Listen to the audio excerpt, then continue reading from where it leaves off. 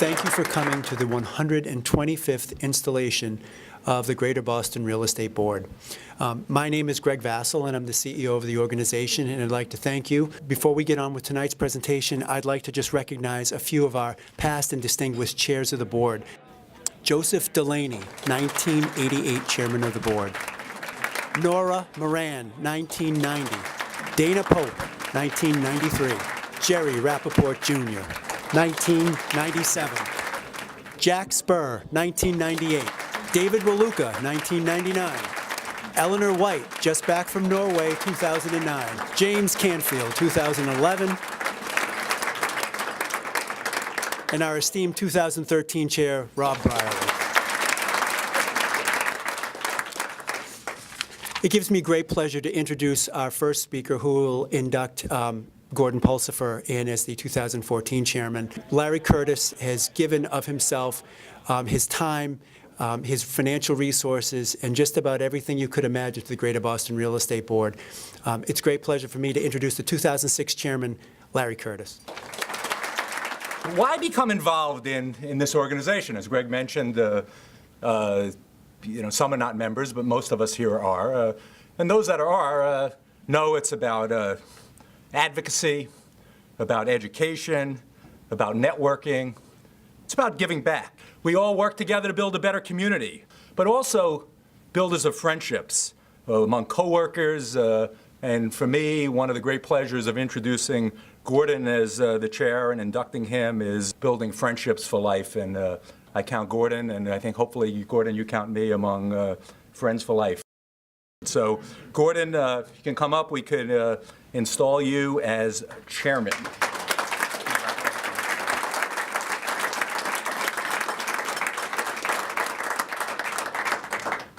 You ready? I'm ready. The chair's oath. Okay. Gordon Pulsifer, do you solemnly and sincerely promise that you will administer the office of chair to the best of your ability and judgment, to be fair, honest, patient, and just in the way that the founders in 1889 intended, while promoting and protecting the interests of the Greater Boston Real Estate Board? I do.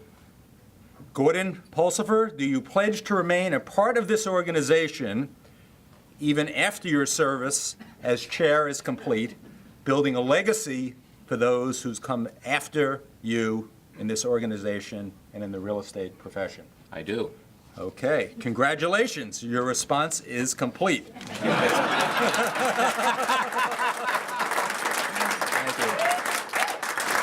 Thank you, Larry. And you're right, we'll always be great friends. And thank you for all you've done to the Greater Boston Real Estate Board and your commitment to the board. Also, you are a role model in our industry for all of us in the production of housing, so thank you.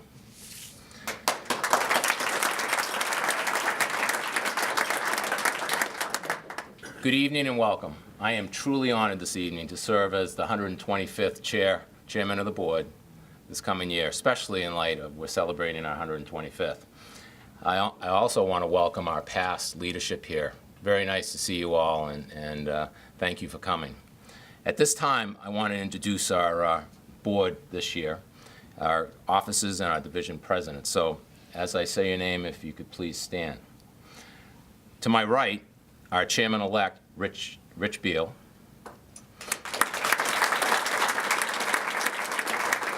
Rich is the president of Perry Brokerage. To his right, Kristen Blount, our treasurer.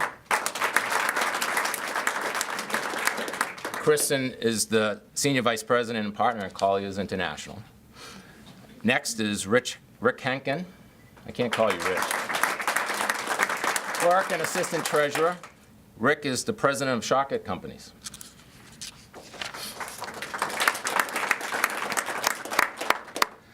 To my left, Rich Page, BOMA president, director of facilities management and operations for Blue Cross Blue Shield. To his left, Neil Schneider, ZBA president. Neil is executive vice president and partner with McCall & Elmy. To his left, Mike DeMilla, GBAR president. Mike is the president of Charlesgate Realty Group. To his left, John O'Neill, our REFA president. John is the partner with Holland & Knight. And finally, Joe McPhee, our RHA president. Joe is the director of operations for the Boston Land Company. Please stand up, everyone, and raise your right hands. Officers and division presidents, I want to read the officer's oath. Ready? They look ready. In the positions to which you have been elected, you assume responsibility of the Greater Boston Real Estate Board leadership, which was founded by your predecessors in 1889. To all officers and division presidents, do you solemnly swear that you will administer the office to which you have been elected and endeavor to act in the best interest of the Greater Boston Real Estate Board, preserving the trust which has been bestowed upon you by the founders in 1889 and carried forth to this day? At this time, I want to call Rob Riley to the podium. Rob is our retiring chairman. He's been waiting for this day for actually 8 years. Happiest man in the room. Well, I just wanted to say thank you to everybody for your support over the years. As Gordon had indicated, it has been a long road between coming up through the BOMA officer ranks as well as coming up through the GBREB officer ranks. I am very happy that the term is over, not because of the fact that I'm not going to be involved, because I will continue to be involved, but I know that GBREB is in terrific hands with Gordon and the rest of the executive committee that's been elected tonight. I want to thank everyone coming out this evening to witness the 125th installation of the Board of Directors of the Greater Boston Real Estate Board. As you've heard some history here already tonight. This organization is very special and has a long and distinguished history. I know there's many of you here tonight that may not know a lot about the Greater Boston Real Estate Board, but I want everyone to leave knowing some things. And so I'd like to share a few thoughts with you. The Greater Boston Real Estate Board is the oldest trade association in the country. Just steps from here at the corner of Milk and Washington Streets in March of 1889, Frederick Vaux established the Real Estate Exchange Board. This was formed with a vision of assembling a group of people that had interest in real estate, and the original initial membership was approximately 100 individuals. For decades, the Board of Directors was made up of owners, trustees, builders, appraisers, bankers, lawyers, and brokers. Early board members included people like Evan Jordan, head of the retailer Jordan Marsh, Henry Whitney, responsible for the first electric trolley here in Boston, and John Quincy Adam, a descendant of the Adams family. As you can see, the board membership consisted of accomplished professionals from the real estate industry with a broad range of skills that were also civic-minded, qualities which are still at the core of our membership today. The Real Estate Exchange Board provided a legal place for holding auctions, sales. In the early days, many of the first members were auctioneers. The exchange would issue periodic schedule of commissions for various real estate transactions that were widely accepted in the public here in Boston. They also established an arbitration committee in 1890 to settle disputes amongst its members. The dispute resolution service is still in existence today here at GBREB for its residential and commercial members. Through the history, our name has changed 3 times. First in 1917 to the Boston Real Estate Exchange, then again in 1944 to the Boston Real Estate Board, and finally in 1959 to the Greater Boston Real Estate Board, as the influence of the organization had spread to eastern Massachusetts. Past records of the Board of Directors indicate that the exchange had always taken an active interest in the affairs affecting the city and state, such as new zoning code, height limitations for new buildings, tax rates, street widenings, education, and city planning. This is not unlike our current government affairs today here at GBREB. It was said in 1914 by the Sunday Post about the exchange, and I quote, "the most influential real estate organization in the country." In more recent years, GBREB has been a leader on major issues such as fighting transfer taxes, defeating rent control, advocating for the affordable housing in 40B, trying to preserve affordability of expiring government and subsidized housing, and working with battered women's groups to support victim tenant-friendly legislation on domestic violence. GBREB is an active and aggressive advocate, but also is often the first party, willing to listen, negotiate, and reach a common-sense solution. The Greater Boston Real Estate Board has undergone many changes over the years. However, after 125 years of active service, it still provides immeasurable value to its members. Today, as you've heard previously, we have 5 divisions with over 8,000 members. The strength of GBREB today is a direct result of all its professional members that represent all parts of the real estate industry. It is our combined talent that produces extraordinary results for our associations. Here at GBREB, our members participate in many committees and educational programs throughout the year. Last year alone, we had in excess of 175 courses and over 7,500 members attended. My plan moving forward is to continue to strengthen these educational programs with a focus on current and relevant course information.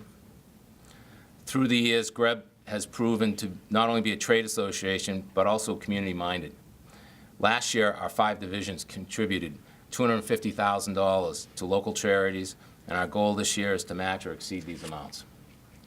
In addition, we will once again continue to raise monies for our scholarship program, which was launched in 2011 under the leadership of Jim Canfield.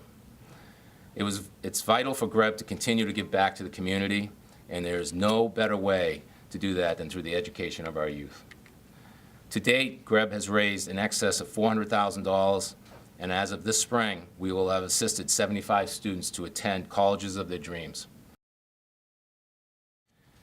In 2014, Greater Boston Real Estate Board's mission remains unchanged. We provide education, philanthropy, social networking opportunities, and advocate for real estate professionals across the industry. As we celebrate our 125th year, it is important to also look to the future. There are many exciting changes here in Boston. I am very optimistic that our members will once again have a seat at the table to work with our new Mayor, Marty Walsh, and his administration. It is my intention to make sure that GBREB takes full advantage of this opportunity. It is very important to have GBREB to be the leader in government initiatives and legislative action.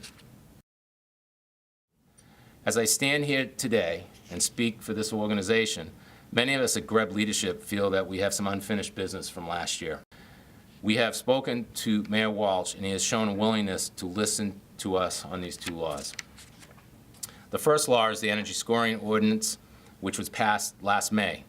However, without much fanfare, and in spite of our objections, this scoring ordinance marched forward under the direction of the previous administration. Through all these efforts, we have requested extensions and preached caution. Other cities have had problems implementing ordinances like this. I want to make clear, our members are not against energy conservation, but are concerned with this particular ordinance being costly, counterproductive, and not being an effective tool to lower energy costs. It is our position here at GBREB to delay its implementation and have a pilot program for a 1-year period. The second law that we've talked to the mayor about is to review the rental registration and reinspection law, which mandates inspection of approximately 150,000 units of rental housing. This law was passed last year, and since its implementation, there have been numerous complaints from landlords, tenants, and elderly as the ordinance captured nursing homes and long-term care facilities. I recognize that each division goals and challenges may differ. It is very important, however, that all our members stand together and support each other's causes, because it's only then that the strength and presence of GBREB will be felt. When opinions differ, I will work to build consensus. When legislation affects our members, we must find a way to play a useful role in shaping legislation with creative solution. I want to emphasize to this board and all its members that we have a critical role to play to promote the Greater Boston Real Estate Board and its brand. We are very fortunate to live and work in a place like Massachusetts. Our economy is strong, In 2013, we saw the housing market come roaring back. We all remember difficult times in 2009 and 2010. The city is now in the middle of reinventing itself, with many businesses and people moving to the Innovation District in the Seaport area. These are exciting times for our members. Progress is happening.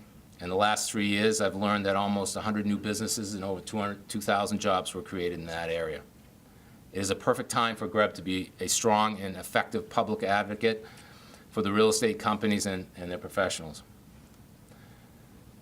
I want to recognize and thank all of you tonight, and I also especially want to thank the staff at GBREB.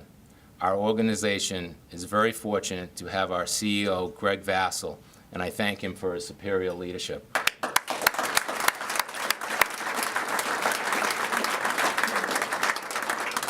He and his dedicated staff at GBREB work hard, from advocating for our members to education to all our events. As Greg always says, nobody is greater than the sum of all parts, and I think you got that right, Greg. In closing, I want to announce that this May 8th, we are planning a birthday celebration for Greater Boston Real Estate Board at the Boston Public Library. I'd like everyone to mark their calendars. This is just not a party. It's a party with a purpose, I want everyone to realize. This year, we will recognize our 125th by having all proceeds raised through the scholarship go directly to the Foundation Scholarship event. Lastly, I want to recognize some of my family members who are here this evening. First, my lovely wife, Aunt Ellen. Right there.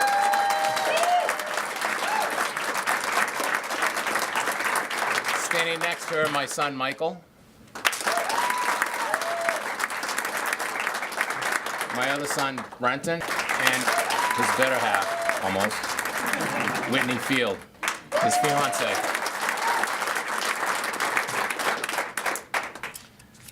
Again, thanks for the GBREB staff for planning this event, and thank you all for attending. I hope to see you on May 8th at the Boston Public Library. It will be a night to remember.